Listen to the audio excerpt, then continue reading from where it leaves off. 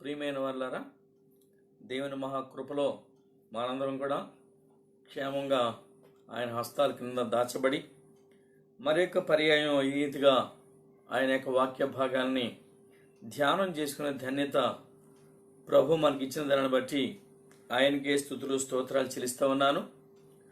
ఈ వాక్యాన్ని వినడానికి సిద్ధపడినటువంటి మీకు కూడా వందనాలు తెలియజేస్తున్నాను.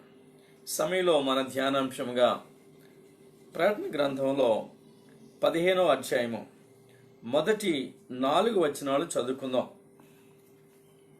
మరియు ఆశ్చర్యమైన మరి ఒక గొప్ప సూచన పరలోకమందు చూచితిని.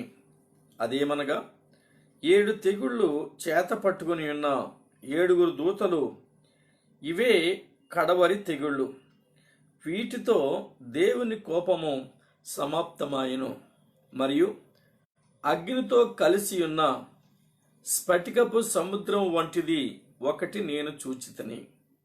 ఆ క్రూర మృగమునకును దాని ప్రతిమకును దాని పేరు గల సంఖ్యకును లోబడక వాటిని జయించిన వారు దేవుని వీణెలు గలవారై ఆ స్ఫటికపు సముద్రమునొద్ద నిలిచి ఉండుట చూచితిని.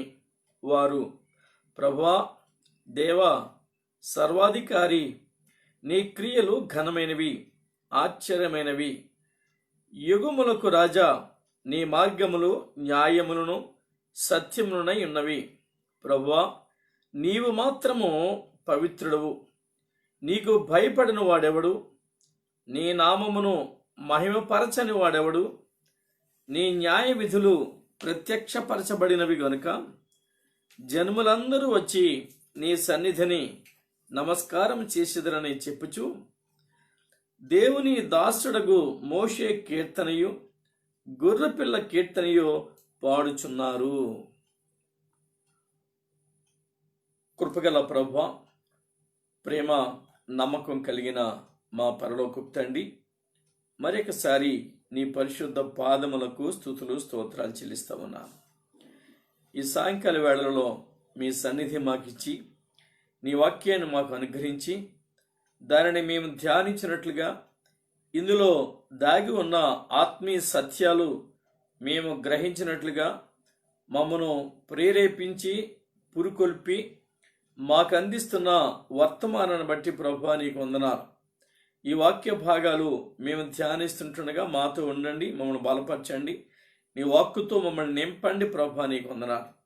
అలానే ఈ వాక్యం వినడం ద్వారా మా జీవితాలలో గొప్ప ఆశీర్వాదాన్ని పొందుకొని వాక్యానుసారంగా జీవించగలిగే ధన్యకరమైన జీవితాన్ని మాకు అనుగ్రహించి మీరే మహిమ పొందుమని త్వరలో మా కొరకు తిరిగి రాబోతున్న యేసుక్రీస్తు నామములో ప్రార్థించి వేడుకుంటున్నాము తండ్రి, ఆమేన్. చూడండి ప్రియులరా, ఇక్కడ ఓ చక్కటి మాట మనం చూడగలుగుతున్నాం. మరియు ఆశ్చర్యమైన మరి యొక్క గొప్ప సూచన పరలోకమందు చూచితిని. అదేమనగా 7 తెగుళ్ళు చేత పట్టుకొని ఉన్న 7 దూతలు, ఇవే కడవరి తెగుళ్ళు. వీటితో దేవుని కోపము సమాప్తమాయెను అంటున్నారు. ఇక్కడ మనం గమనించవలసిన విషయం, శ్రమ కాలము అనేది 7 సంవత్సరాలు అని ప్రభు మనకి తెలియపరిచాడు. 7 సంవత్సరాలలో మొదటి 3.5 సంవత్సర కాలాన్ని శ్రమ కాలము అంటారు. రెండవ 3.5 సంవత్సర కాలాన్ని మహాశ్రమ కాలం అంటారు. Tribulation period and great tribulation period. ఈ 7 సంవత్సరాల కాలంని 2 భాగాలుగా విభజించినాం కదా. రెండవ భాగంలో ఈ శ్రమలో జరగబోతూ ఉన్నాయి. ముందు 7 ముద్రల శ్రమలు చూసాం. రెండవది 7 బూరల శ్రమలు చూసాం. ఇది 7 ఉగ్రత పాత్రలను గురించి మనం వింటూ ఉన్నాం. 7 ఉగ్రత పాత్రలు. ఈ 3 రకాల శ్రమలు 7 సంవత్సర కాలంలో జరగబోతున్నట్లుగా ప్రభు మనకి తెలియపరుస్తున్నాడు. ఈ మహాశ్రమ కాలము అని పిలువబడే ఈ భాగంలో శ్రమలు మరింత భయంకరముగా ఉంటాయి అని మనం గమనించాలి. ఆ 7 ఉగ్రత పాత్రలు పట్టుకున్నటువంటి ఆ 7 తెగుళ్ళు పట్టుకున్న 7 దూతలు కనపడుతున్నారు. దానిని గొప్ప సూచన అన్నాడు యోహాను. ఇటువంటివి ఇంతకు ముందు కూడా 2 విషయాలు చూశాడు యోహాను. మొదటి విషయం, మరి మీరు ఒకవేళ ప్రార్థన గ్రంథంలోనే 12వ అధ్యాయము మొదటి వచనంలో చూస్తే, పరలోకమందు ఒక గొప్ప సూచన కనబడెను అన్నాడు. పరలోకమందు ఒక గొప్ప సూచన. ఏమిటి ఈ సూచన అంటే, మరి సూర్యుని ధరించుకున్నటువంటి స్త్రీ. ఈ స్త్రీ పేరు, ఈ యొక్క సూచన ఏంటంటే, సూర్యుని ధరించుకున్నటువంటి ఒక స్త్రీని ఆయన చూచాడు. అది ఒక గొప్ప సూచన అన్నాడు. రెండవ సూచన ఏమి అని అంటే, మీరు గమనించండి, ఇప్పుడు 12వ అధ్యాయంలోనే 3వ వచనం మీరు చూస్తే, అంతటా పరలోకమందు ఇంకొక సూచన కనబడెను. ఇంకొక సూచన అదేంటంటే, ఎర్రని మహాఘట సర్పము. రెండవ సూచన. ఇప్పుడు 3వ సూచన మనం చూస్తా ఉన్నాం. అదేంటంటే, మరియు గొప్ప సూచన. ఈ మనకి ముందు చెప్పిన విషయాల్లో గొప్ప సూచన అని సూర్యుని ధరించిన స్త్రీ విషయంలో చూసాం. అలానే ఈ ఘటసర్పం విషయంలో ఇంకొక సూచన అన్నాడు. ఏది ఏమైనా ఇతడు చూచుచున్న విషయాన్ని మనం గమనించాలి. ప్రభు ఇతనికి అన్ని మర్మయుక్తమైన విషయాలను దేవుడు చూపిస్తూ వాటి గురించి వివరిస్తూ ఉన్నాడు. యోహాను ఇవి చూస్తున్నాడు. పిల్లరా, ఈ చూస్తున్న విషయాలు మనం గమనించినట్లయితే, ఇక్కడ ఇతను చూస్తున్న విషయం ఏమిటి అంటే, 7 తెగుళ్ళు పట్టుకొని ఉన్న 7 దూతలు. ఈ తెగుళ్ళు ఏమిటి అంటే ఉగ్రత పాత్రలు అని రాశాడు. దేవుని యొక్క ఉగ్రత పాత్రలు. ఈ ఉగ్రత పాత్రలతో ఆయన కోపము సమాప్తమైతుంది, చల్లారిపోతుంది. ఏ రీతిగా మానవాళిని ఆయన ఉగ్రతతో బాధించాలి అనుకున్నాడో అవన్నీ ఒకదాని వెంబడి ఒకటి జరగబోతూ ఉన్నాయి. ఇక్కడ మీరు గమనిస్తే 2వ వచనంలో రాయబడిన మాట మీరు చూస్తే, చూడండి పిల్లరా, మరియు అగ్నితో కలిసి ఉన్న స్ఫటికపు సముద్రము వంటిది ఒకటి నేను చూచితిని. స్ఫటికపు సముద్రం వంటిది అగ్నితో మిళితమై ఉందన్నాడు. ఈ అగ్నితో మిళితమై ఉన్నటువంటి ఈ స్ఫటికము అనేటువంటి ఈ మాట మనం చూస్తే, స్ఫటికము అంటే అద్దము అని పరిశుద్ధ గ్రంథంలో రాయబడింది. మిర్రర్. స్ఫటికము. అగ్ని అంటే అగ్ని కలిసినటువంటి స్ఫటికము ఒక సముద్రంలా కనపడతా ఉంది. ఈ సముద్రము మనం చూడండి ఎలాంటి రిఫ్లెక్షన్ అందులో మనం ఉంటుందంటే, ఎండమావులు మనం చూస్తూ ఉంటాం. అక్కడ విస్తారంగా నీళ్లు ఉన్నట్టు మనకు కనిపిస్తుంది, దగ్గరికి వెళ్ళేటప్పుడు నీళ్లు ఉండవు. అలానే ఈ సముద్రము ఏమిటి అంటే అగ్ని స్ఫటికము కలిసిన సముద్రం. ఇది తెల్లటి స్ఫటికము అనే విషయాన్ని గమనించాలి. అద్దము తెలుపు. ఇక్కడ నిజానికి పిల్లరా 4వ అధ్యాయము 6వ వచనం చూస్తే, ప్రార్థన గ్రంథంలో 4వ అధ్యాయం 6వ వచనంలో, మరియు ఆ సింహాసనం ఎదుట స్ఫటికమును పోలిన గాజు వంటి సముద్రమున్నట్టుండిను. గాజు అద్దము. ఆ సింహాసనమునకు మధ్యను సింహాసనము చుట్టూను ముందు వెనుక కన్నులతో నిండిన 4 జీవులుండెను. సింహాసనము ఎదుట.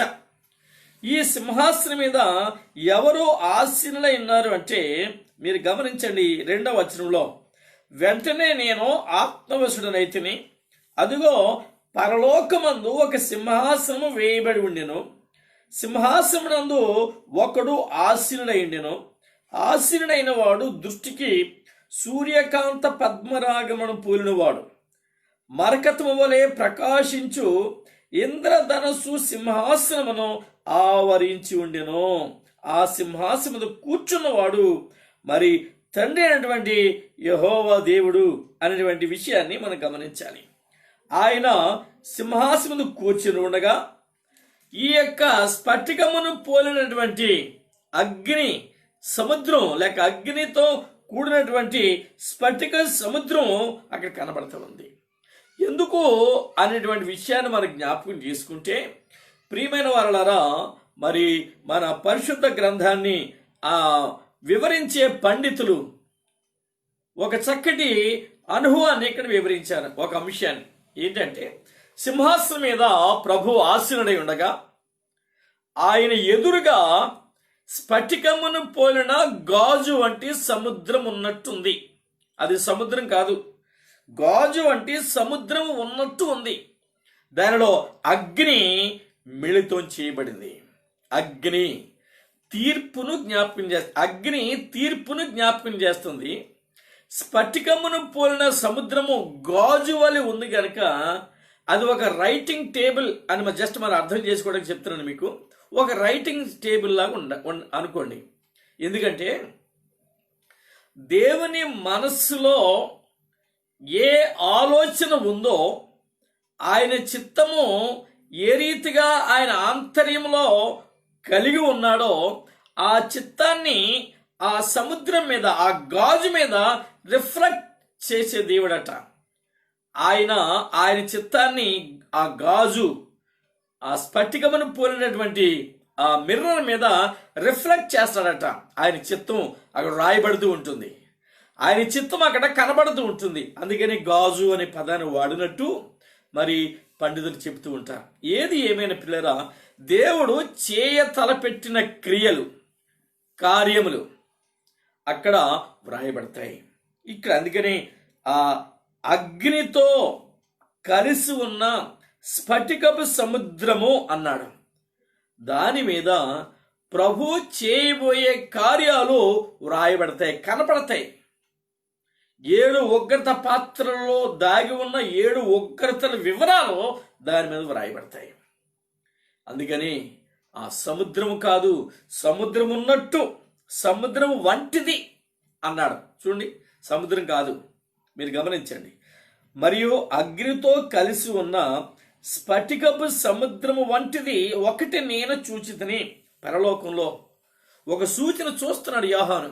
ఆ సముద్రం వంటిది, ఆ గాజు మీద ఆయన ఏమి చేయబోతున్నాడో, ఆయన ఉద్దేశం ఏమిటో, ఆయన చిత్తం ఏమిటో అక్కడ రిఫ్లెక్ట్ అవుతుంది. మీరు గమనించండి. అగ్ని అనేటువంటి మాట, స్ఫటికము అనేటువంటి మాట, గాజు అనేటువంటి మాట, ఇవన్నీ మిళితం చేస్తే దేవుడు తన యొక్క చిత్తాన్ని తెలియచేయటానికి ఆ పరిస్థితిని ఏర్పరిచినట్టు మనం గమనించాలి. అగ్ని అనేది దేవుని క్యారెక్టర్, ఒక లక్షణం. ఎందుకంటే మన ప్రభు దహించే అగ్ని అని హెబ్రీ పత్రిక 12వ అధ్యాయము 29వ వచనంలో మనం చూస్తాం. మన ప్రభు దహించే అగ్ని అని. అవును, ఆయన దహించేటువంటి అగ్ని. మరి మన జీవితాల్లో ప్రభు యొక్క ఆ పరిస్థితిని మీరు చూడండి, చదువుతాను. అందువలన మనము నిశ్చలమైన రాజ్యమును పొంది దైవ కృప కలిగి ఉందము. ఆ కృప కలిగిన వినయ భయభక్తులతో, ఆ కృప కలిగి వినయ భయభక్తులతో దేవునికి ప్రీతికరమైన సేవ చేయుదము. ఎలా అనగా మన దేవుడు దహించు అగ్ని అయి ఉన్నాడు. మన దేవుడు దహించే అగ్ని అయి ఉన్నాడు కనుక మనం చేసే సేవ ప్రీతికరముగా ఉండాలి. ఇక్కడ ఈ దహించే అగ్ని అయిన దేవుని ముందర, ఆ సింహాసనం ముందర ఆ సముద్రాన్ని, గాజు వంటి సముద్రాన్ని మనం చూస్తూ ఉన్నాం 4:6 ప్రకటన. కాబట్టి ఇక్కడ అగ్ని మిళితమై ఆ స్ఫటికం మీద రిఫ్లెక్షన్ ఇస్తా ఉన్నప్పుడు ఆ ఉగ్రతను మనకి బయలుపరుస్తున్నట్టుగా మనం గమనించాలి. అలానే ఒక విధంగా చెప్పాలంటే అగ్ని తీర్పును జ్ఞాపకం చేస్తూ ఉంది. అగ్ని తీర్పును జ్ఞాపకం చేస్తూ ఉంది. మీరు మత్తయి సువార్త 3వ అధ్యాయము 12వ వచనం చూస్తే ప్రభు అంటాడు, ఆయన చేతిలో ఉన్నది, ఆయన తన కళ్ళమును బాగుగా శుభ్రము చేసి గోధుమలను కొట్టులో పోసి ఆరని అగ్నితో పొట్టును కాల్చివేయనని వారితో చెప్పెను. పొట్టు వంటి జీవితాన్ని ఆయన కాల్చివేస్తాడు, అగ్ని గుండములు వేస్తాడు. పొట్టు, అగ్ని అనే మాట తీర్పును జ్ఞాపకం చేస్తుంది. కాబట్టి ఇక్కడ మనం చూస్తున్నటువంటి అగ్నితో కలిసి ఉన్న స్ఫటికపు సముద్రము దేన్ని జ్ఞాపకం చేస్తుంది అంటే ఆయన తీర్చబోయే తీర్పును, ఆయన కుమ్మరించబోయేటువంటి ఉగ్రత పాత్రలో దాగి ఉన్న తీర్పును మనకి జ్ఞాపకం చేస్తూ ఉంది. ఇంకో మాట మీకు చెప్పాలి, ఈ అగ్ని అనేది శ్రమలను కూడా జ్ఞాపకం చేస్తూ ఉంది. శ్రమలను జ్ఞాపకం చేస్తూ ఉంది. పేతురు రాసిన మొదటి పత్రికలో 1వ అధ్యాయము 7వ వచనం మీరు చూస్తే, ప్రియమైన వాళ్ళారా, నశించిపోవు సువర్ణము అగ్ని పరీక్ష వలన శుద్ధపరచబడుచున్నది కదా, దానికంటే అమూల్యమైన మీ విశ్వాసము ఈ శోధనల చేత పరీక్షకు నిలిచినదై యేసుక్రీస్తు ప్రత్యక్షమైనప్పుడు మీకు మెప్పును మహిమయు ఘనతయు కలుగుటకు కారణమగును. అగ్ని వంటి పరీక్షలు. కాబట్టి అగ్ని పరీక్షను జ్ఞాపకం చేస్తుంది, తీర్పును శ్రమను జ్ఞాపకం చేస్తూ ఉంది. ఈ శ్రమ అగ్ని వంటి శ్రమ అని మరి పేతురు గారు మాట్లాడుతూ ఉన్నాడు. మొదటి పత్రికలో 4వ అధ్యాయము 12వ వచనం చూస్తే, ప్రియులారా, మిమ్మును శోధించుటకు మీకు కలుగుచున్న అగ్ని వంటి మహాశ్రమను గూర్చి మీకేదో ఒక వింత సంభవించున్నట్లు ఆశ్చర్యపడకుడి. అగ్ని వంటి మహాశ్రమ, అవును, జరగబోయే శ్రమలు, కుమ్మరించబడబోయే ఆ ఉగ్రత పాత్రలలో మహాశ్రమలో దాగి ఉన్నాయి అని తెలియచెప్పడానికి అగ్నితో కలిసి ఉన్న అనే పదాన్ని వాడినట్టు మనం గమనించాలి. ఆ పదాన్ని అందుకని వాడాడు పిల్లరా. కనుక మనం గమనించవలసిన విషయం, సముద్రము యొద్ద ఈ సంభవం జరుగుతూ ఉంది.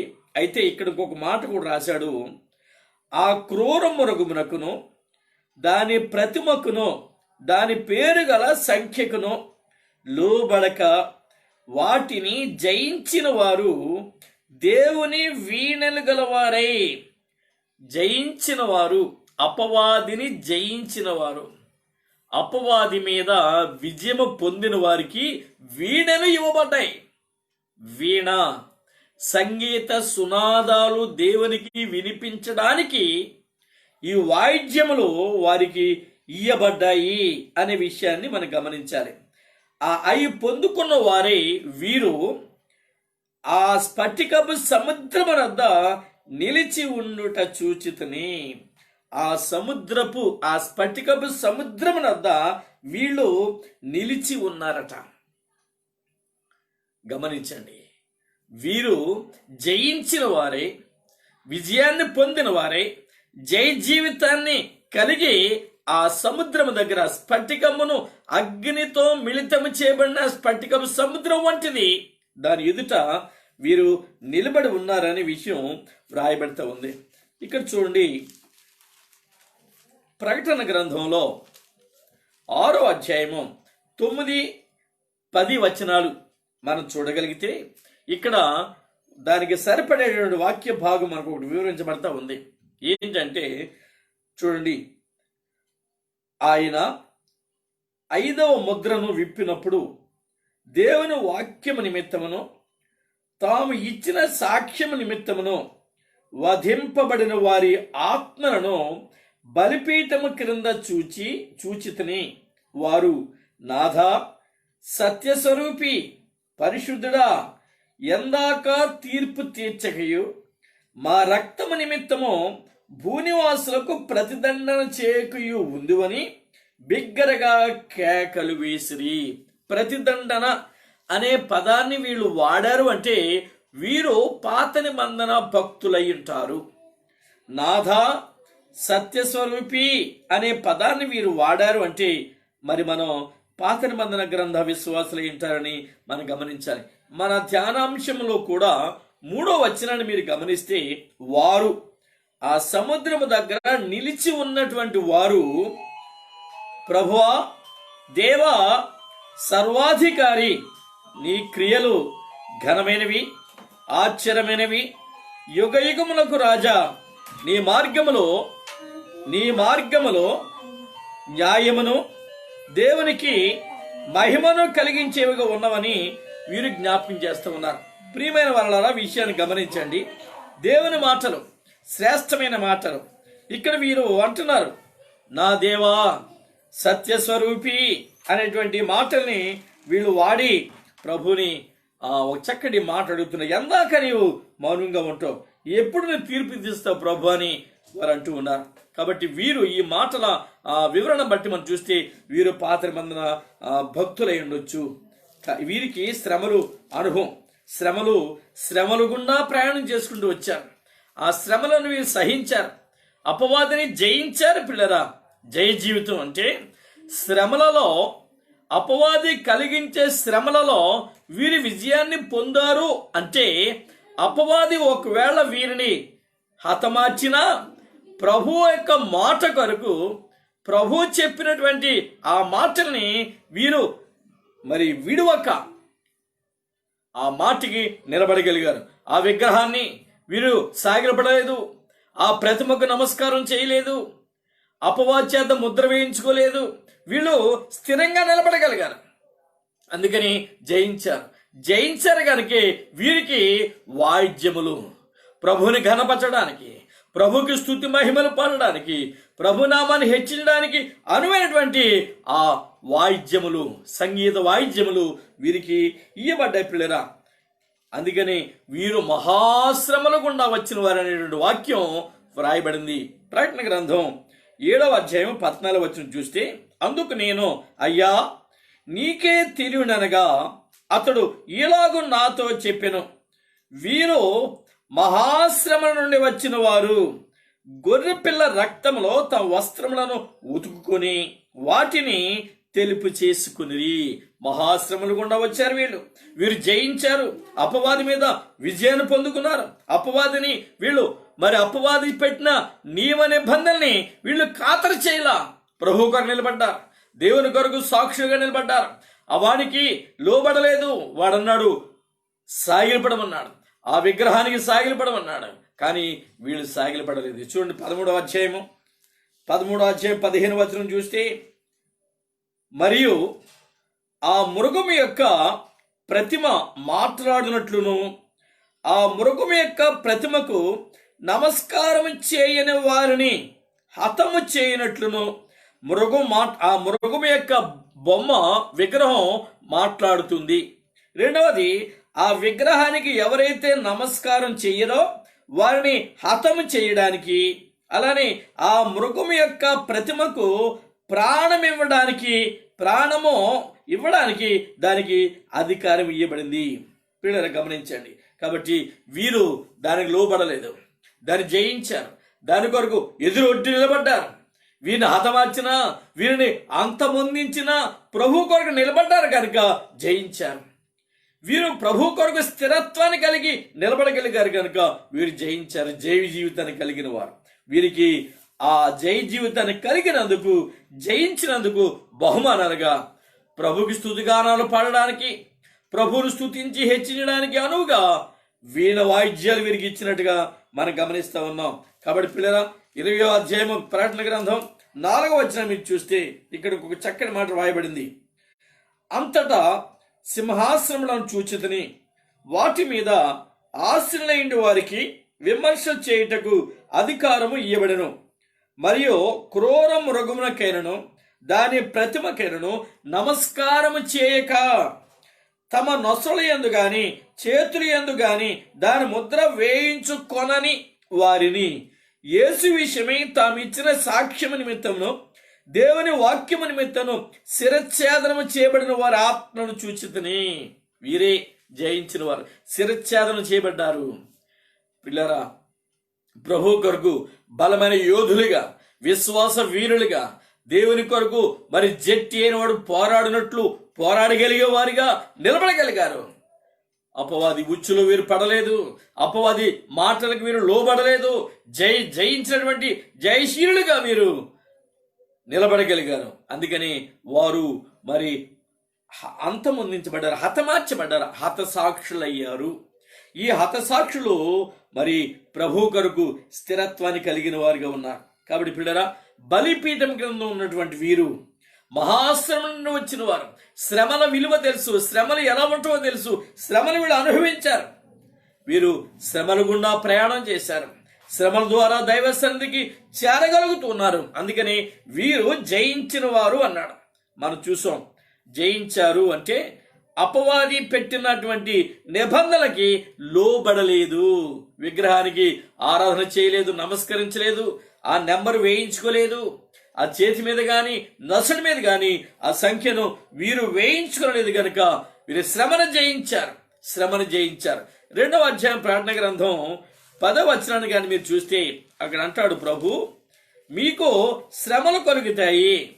చూడండి, ఇదిగో మీరు శోధింపబడినట్లు అపవాది మీలో కొందరిని చెరలో వేయింపబోచున్నాడు. 10 దినముల శ్రమ కలుగును, మరణము వరకు నమ్మకముగా ఉండుము, నేను నీకు జీవ కిరీటం ఇచ్చదును. ఇది బహుమానం, జీవ కిరీటం ఇస్తా ఉన్నాడు పిల్లరా. ఆ జీవ కిరీటాన్ని కలిగి వీరు ప్రభుని కనపరచగలిగే వారున్నారు. మరి ఎంత ఎక్కువగా ప్రభుని ప్రేమించారో అంత ఎక్కువగా వీరు దేవుని కొరకు నిలబడగలిగారు. వీరు ప్రాణం కన్నా ప్రభుని ఎక్కువగా ప్రేమించారు. ఆ శ్రమల విషయంలో వీరు భయపడక, అధైర్యపడక, దేవుని పక్షంగా స్థిరంగా ధైర్యంగా నిలబడి హతసాక్షులుగా మార్చబడ్డారు. ప్రాణాన్ని లెక్క చేయలేదు, ప్రభుని వీరు ఎక్కువగా ప్రేమించారు. కనుక మనం గమనించాలి, వీరు హతసాక్షులు, జయించినటువంటి జయశాలులు. ఆ పాటల ద్వారా మరి చూడండి, వాళ్ళు పాటలు పాడిరి అనే మాట ఏమన్నా 4వ వచనం చూడండి, నీ న్యాయ విధులు ప్రత్యక్షపరచబడినవి గనుక జనములందరూ వచ్చి నీ సన్నిధిని నమస్కారం చేసేదరని చెప్పుచు దేవుని దాసుడకు మోషే కీర్తనయు గొర్రెపిల్ల కీర్తనయు పాడుచున్నారు. చక్కటి పాటలు పాడి ప్రభువుని కనపరుస్తున్నారు. దేవుని కొరకు స్థిరంగా వీళ్ళు ఉండగలిగారు. వీరు ప్రభు దేవుని సేవార్థమై, దేవుని పని నిమిత్తము వీరు ఏర్పరచబడ్డారు. మీరు గమనించండి, వీరికి వీణెలు గలవారై అని 2వ వచనంలో ఒక మాట మనం చూస్తున్నాం. జయించిన వారు దేవుని వీణెలు గలవారే అనే కాడ 1 అనే సంఖ్య ఉంది. క్రింద దాని భావాన్ని మీరు గమనిస్తే దేవుని సేవార్థమైన వీణెలు గలవారే అంటే వీరు ప్రభు సేవ కొరకు ప్రత్యేకించబడ్డారు. దేవుని కొరకు ప్రత్యేకించబడి ఆయన్ను ఆరాధించే క్రమంలో చక్కటి వాయిద్యములు వాయిస్తూ, చక్కటి పాటల ద్వారా ప్రభుని హెచ్చించడానికి దేవుడు వారికి ఆ యొక్క మరి వీణలు ఇచ్చినట్లుగా మనం గమనించాలి. నిజానికి పిల్లరా, ఇశ్రాయేలు జనాంగాన్ని ఓ విధంగా మనం జ్ఞాపకం చేసుకుంటే వీరు ప్రభువుని నిర్లక్ష్యం చేసి ఆరాధించక, ప్రభువును స్తుతించక, కొనియాడక, వీరు ఆరాధనకు దూరస్తులుగా ఉండి మరి ప్రభు చిత్తాన్ని గమనించలేని వారిగా ఉన్న కారణంగా దేవుడు వీళ్ళని చెరకు పంపించేశాడు. శత్రువు వీళ్ళని చెరకు తీసుకెళ్లిపోయాడు. చెర బానిసలుగా వీళ్ళు తీసుకెళ్లిపోయారు.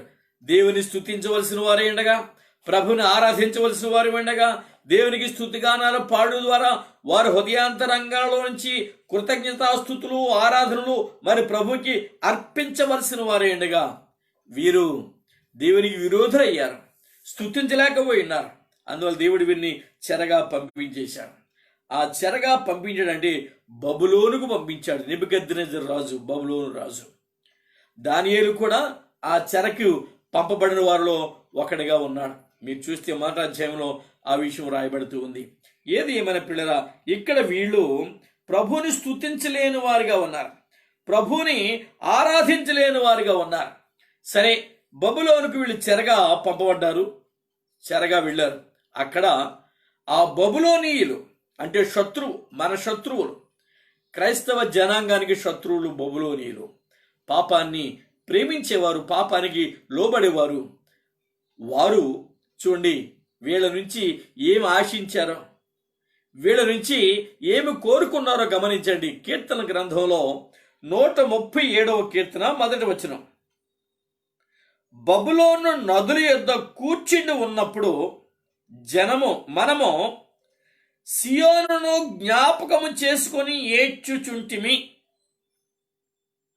చూడండి, బబులోను నదుల యొద్ద కూర్చుండి ఉన్నప్పుడు మనము సియోనును జ్ఞాపకము చేసుకుని ఏడ్చుచుంటిమి. ఎందుకు ఏడుపు వచ్చింది? ఎందుకు ఏడుస్తున్నారు వీళ్ళు? వాటి మధ్యనున్న నిరవన్య చెట్లకు మన సితారాలు తగిలించితిమి. సితారాలు, ప్రభుకి వాయిద్యములు వాయించడం ద్వారా, సితార వాయించడం ద్వారా ప్రభువును కొనియాడవలసిన వారు, ఆరాధించవలసిన వారు ఆరాధనను నిర్లక్ష్యం చేసిన కారణంగా వీరిని దేవుడు చెరకు పంపించాడు, శత్రువు చేతికి అప్పగించాడు. అప్పగించినప్పుడు ఆ శత్రువు దగ్గర ఉండి వీళ్ళు రియలైజ్ అయితే ఉన్నారు, అయ్యో మన యొక్క ఆ నిరవంజి చెట్లకు మన సితారాలు తగిలించితిమే అని ఏడుస్తున్నారు. ఆ ఏడుపేద ముందే ఉండుంటే వీళ్ళు చెరకు వెళ్ళేవారు కాదు, శత్రువుకి అప్పగించబడి ఉండేవారు కాదు. మనం కూడా కొన్ని సందర్భాల్లో ఇలాంటిదే చేస్తూ ఉంటాం. ఆ ఏడుపేద ముందు ఏడిస్తే ఈ శ్రమ మనకు వచ్చి ఉండేది కాదు కదా అనే రియలైజేషన్ మనకు రావాలి. అందుకని చూడండి, ఇక్కడ మీరు వారు ఆ సితారాలు తగిలించినప్పుడు అక్కడ మరి వీళ్ళు శత్రువులు ఉన్నారు కదండి, వాళ్ళు అడుగుతున్నారు వీళ్ళని, అచ్చట మనలను చెరగొన్న వారు, మన శత్రువులు, మనల్ని చెరక తీసుకెళ్ళిన వారు, మనకి చెరక తీసుకెళ్ళిన వాళ్ళు ఒక కీర్తన పాడుడి అనిరి. మనలను బాధించిన వారు సియోను కీర్తనలలో ఒక దానిని మాకు వినిపించుడి అని మన వలన ఉల్లాసము కోరిరి. గమనించండి, సియోను పాటలు పాడమని శత్రువు కోరుతున్నాడు. మనమైతే ప్రభుని ఆరాధించవలసిన వారు ఉండగా, ప్రభువును కొనియాడవలసిన వారం ఉండగా, ప్రభునామాన్ని హెచ్చించవలసిన వారం ఉండగా ఆ పాటలు పాడకుండగా నిర్లక్ష్యం చేసి ప్రభువుకు మరి ఘనత చెల్లించలేని వారమైంది అవమానకరమైన జీవితాలు జీవించే దుస్థితిలో నేటి క్రైస్తవం ఉంది అనే విషయాన్ని మనం గమనించాలి. అందుకని ప్రభు వీరిని జయించారు గనక ఆయన వారికి మరి ఆ వీణలు, వాయిద్యములు ఇచ్చి ఆరాధించమంటున్నాడు. వీళ్ళు ఆరాధిస్తున్నారు, కొనియాడుతున్నారు, ప్రభుని హెచ్చిస్తున్నారు. ప్రియులారా, మీరు గమనించండి, ఎప్పుడైతే అలాంటి అవమానాన్ని వీళ్ళు పొందారో, ఎప్పుడైతే శత్రువు చెప్పినటువంటి మాటకు, శత్రువు అడిగిన మాటకు వీళ్ళు సిగ్గుపడి తలదించుకోవాల్సిన పరిస్థితి వచ్చింది. వాళ్ళు మన పాట ద్వారా, మనం పాడే పాటల ద్వారా వాళ్ళు ఆనందించాలని కోరుతున్నారు. విచిత్రమైన సంగతి ప్రియమైన వారలారా, ఈ దుస్థితి మరి ఇశ్రాయేలు ఎదుర్కొన్నారు. అందుకని ప్రభు చక్కటి అనుభవంలోనికి వీరిని నడిపించాడు. ఆ సముద్ర తీరం దగ్గర ఆ జయించిన వారిగా వారిని ఎంచి ఈ యొక్క వాయిద్యములు ఇచ్చి ఆయనను స్తుతించమంటున్నట్టుగా మనం గమనిస్తూ ఉన్నాం. ఇక్కడ మీరు గమనించండి ఇంకొక చక్కటి మాట. 126వ కీర్తన మొదటి 3 వచనాలు చూస్తే సియోనుకు తిరిగి వచ్చిన వారు అనే మాట వాడబడింది. గమనించండి, సియోనుకు తిరిగి వచ్చిన వారిని యెహోవా చెరలో నుండి రప్పించినప్పుడు, అక్కడ చెరలో ఒక పాట పాడమని అడిగారు వాళ్ళు. సియోను గీతాలు పాడమని అడిగారు శత్రువు. వీళ్ళు చాలా సిగ్గుపడ్డారు. అయితే సియోనుకు తిరిగి వచ్చిన వారిని యెహోవా చెరలో నుండి రప్పించినప్పుడు మనము కలకనని వారి వలె విటిమి. కలగన్నాం, మనం ఎంతలో వస్తామని మనం అనుకోలేదు, ఎంతలో చెర నుంచి విడిపించబడతామని అనుకోలేదు. మన కలగన్న వారి వలె ఉన్నాం. మన నోటి నిండా నవ్వుండెను. ఎప్పుడైతే విడుదల పొందామో, ఎప్పుడైతే శత్రు చేతుల నుంచి బయటికి విడిపించబడ్డామో, నడిపించబడ్డామో అప్పుడు మనం సంతోషించే వారమైంటాం. అలా మన నోటి నిండా నవ్వుండెను, మన నాలుక ఆనంద గానముతో నిండి ఉండెను. ఈ ఆనంద గానాలు పాడుతున్నారు, ప్రభువుని కొనియాడుతున్నారు, ఆరాధిస్తున్నారు. అప్పుడు యెహోవా వీరి కొరకు గొప్ప కార్యములు చేసెనని అన్యజనులు చెప్పుకున్నారు. గొప్ప కార్యాలు. శత్రువు కూడా ఈ విషయాన్ని చూచి ఎరిగి ప్రభు గొప్ప కార్యాలు చేశాడు వీళ్ళ కొరకు అని వాళ్ళు కూడా చెప్పుకున్నారు. పిల్లరా, యెహోవా మన కొరకు గొప్ప కార్యములు చేసి ఉన్నాడు, మనము సంతోషభరితలమైతిమి అని వీళ్ళు ఆనందోత్సాహాలు మరి చెల్లించారు, దేవునికి ఆరాధించారు, ప్రభువుని కొనియాడారు. అందుకని వీరు మహాశ్రమలు గుండా వచ్చిన వారు అని సంతోష గానాలు పాడుతూ ప్రభువుని కొనియాడారు. అదే యాకోబు పత్రిక 5:13 చెబుతున్నాడు, మీలో ఎవరికైనా శ్రమ కలిగినా మీరు ప్రార్థన చేయండి, ఎవరికైనా సంతోషం కలిగిందా పాటలు పాడండి అనే విషయాన్ని మనం చూడగలుగుతాం. అలా వీరు సంతోష గానాలు పాడుతున్నారు, దేవుని కొనియాడుతున్నారు, ఆరాధిస్తున్నారు పిల్లరా. కాబట్టి కీర్తించండి, కీర్తించండి, ప్రభువుని కొనియాడండి, ఆరాధించండి అనేటువంటి మాటల ద్వారా మన ప్రభునామాన్ని హెచ్చించవలసిన వారమేంటున్నాం. చూడండి, కీర్తన గ్రంథంలో 139వ కీర్తనలో మరి 14 మీరు చూసినట్లయితే అక్కడ చక్కటి ఆరాధన మనం చూడగలుగుతున్నాం. 139వ కీర్తన 14 నీవు నన్ను కలుగు చేసిన విధము చూడగా భయమును ఆశ్చర్యము నాకు పుట్టుచున్నవి, అందును బట్టి నేను నీకు కృతజ్ఞతాస్తుతులు చెల్లించుచున్నాను. నీ కార్యములు ఆశ్చర్యకరములు, ఆ సంగతి నాకు బాగుగా తెలిసినది. ఆశ్చర్యకరమైన సంగతులు దేవుడు మన పక్షంగా జరిగిస్తున్నాడు. అలానే ఆ యొక్క ప్రార్థన గ్రంథంలో ఆ యొక్క జయించిన వారికి ఆశ్చర్యకరమైన కార్యాలు దేవుడు చేశాడు కనుక వారు ప్రభువుని కొనియాడుతున్నారు. మోషే కీర్తన, అలానే గొర్రెపిల్ల కీర్తన పాడి ప్రభువుని ఆరాధిస్తున్నట్టు మనం చూస్తున్నాం. ప్రియమైన 145వ కీర్తనలో 17వ మీరు చూసినట్లయితే ఇక్కడ కూడా ఆ ప్రభు అంటా ఉన్నాడు. 145వ కీర్తన 17వ యెహోవా తన మార్గములన్నిటిలో నీతి గలవాడు, తన క్రియలన్నిటిలో కృప చూపువాడు. తన క్రియలన్నిటిలో కృపను చూపే దేవుడు. కాబట్టి మన బ్రతుకు దినాలు క్షేమకరమైనవి, ఆరాధింపదగినవి, కొనియాడదగినవి అనేటువంటి ఎరిగి మన ప్రభుని ఆరాధించాలి. మీరు ఒక విషయం గమనిస్తే మోషే కీర్తన అనే మాట ఇక్కడ వాడబడింది కదా. ఈ మోషే కీర్తన ఎందుకు వాడబడింది అంటే ఇశ్రాయేలులను ఐగుప్తు బానిసత్వం నుంచి దేవుడు విడిపించి కానానుకు నడిపిస్తున్న క్రమంలో వారు చక్కటి స్తుతి ఆరాధన పాడారు.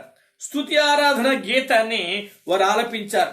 నిర్గమాకాండం 15వ చూస్తే 15వ అంతా అది కీర్తనే, స్తుతిగానాలే.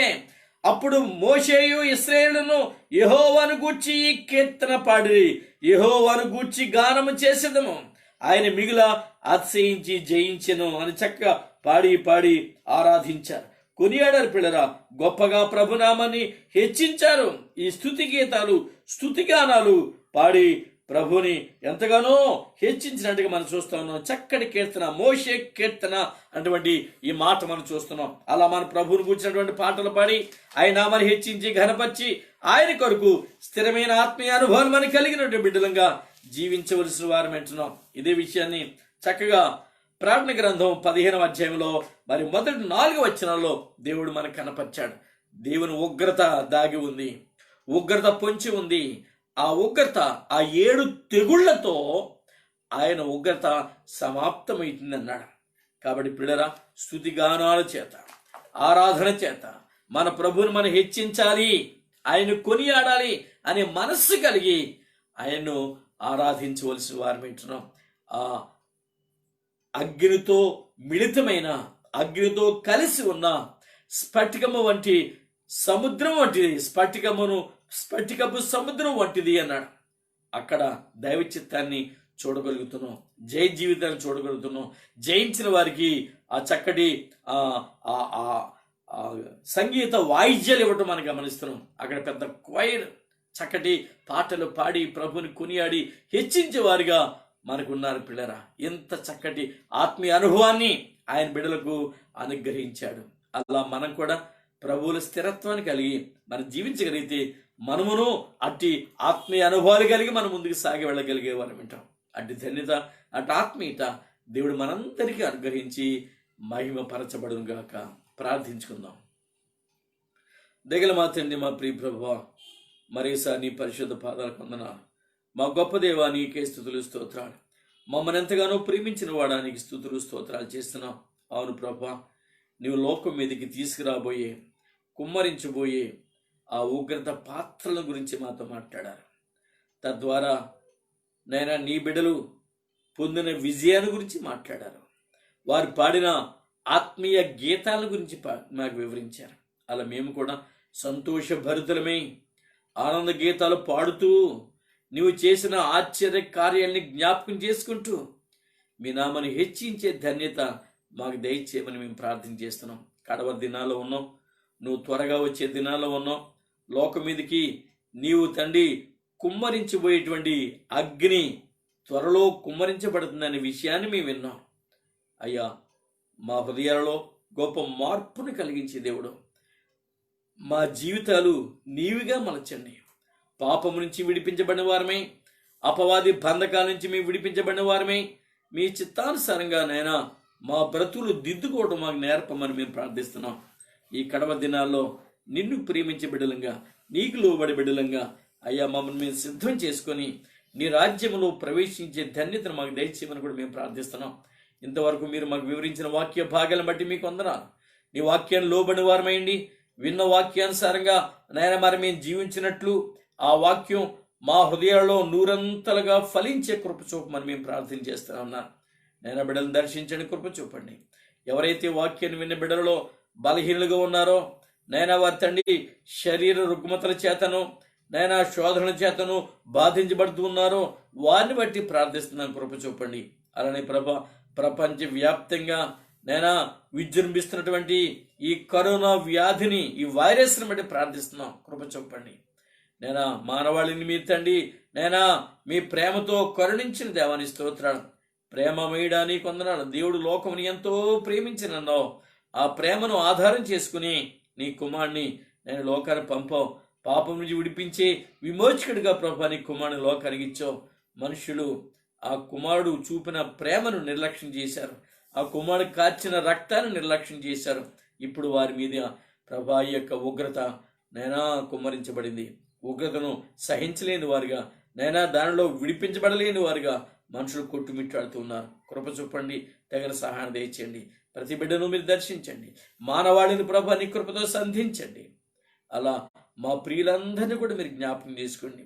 నేను మా దేశాన్ని కూడా జ్ఞాపకం చేసుకోండి. మీరే మీ సహాయం దయచేసి మహిమ పొందుకోమని దుష్ట శక్తులన్నీ యేసు నామములో బంధిస్తాం. దుష్ట శక్తులన్నీ నైనా మా మీద ఎటువంటి అధికారం లేకుండా వాడిని పూర్తిగా బంధించి వేసి వెళ్ళగొట్టి పారద్రోలి మమ్మల్ని అందరినీ మీ కృపాహస్తాలలో దాచి ఉంచి మీరే మహిమ ఘనత ప్రభావాలు పొందుకోమని త్వరలో మా కొరకు తిరిగి రాబోతున్న యేసుక్రీస్తు నామములో ప్రార్థించి వేడుకుంటున్నాము తండ్రి, ఆమేన్. మన ప్రభువైన యేసుక్రీస్తు కృపయు, తండ్రి అయిన దేవుని ప్రేమయు, పరిశుద్ధాత్మ దేవుని యొక్క అన్యోన్య సహవాసం ఇప్పుడు ఎల్లప్పుడూ సదాకాలం మనందరికీ తోడుగా ఉండి నడిపింప చేయను గాక. ఆమేన్. స్తోత్రం. Praise the lord.